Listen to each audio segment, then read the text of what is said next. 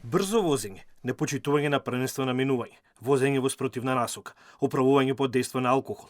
Статистиките на МВР покажуваат дека ова се најчестите фактори за сообраќајни несреќи во Македонија, кои во последните 5 години одзеле 707 човечки животи, а 38.136 луѓе се здобиле со повреди. Според официјалните податоци на Министерството за внатрешни работи на ниво на државата, во последните 5 години 7.637 сообраќајки се предизвикани поради брзо возење, додека за 4.151 причина била првенство на минување.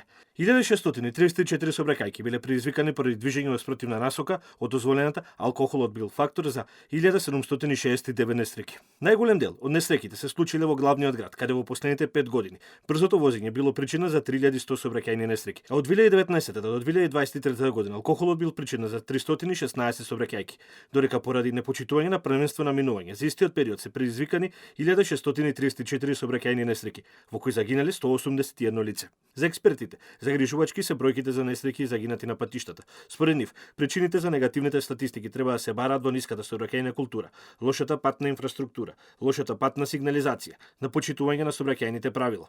Решение гледаат во системот Safe City, за кој сметаат дека треба да се воведе во сите градови во државата.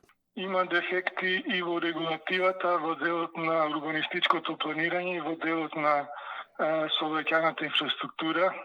Тука најголем дефект е планирањето на урбаните простори без со големи густини, без соодветно решавање на прецена паркирањето, па луѓето паркираат на тротоари, на зелени простори, пешаците не може да се движат по тротоари, се движат на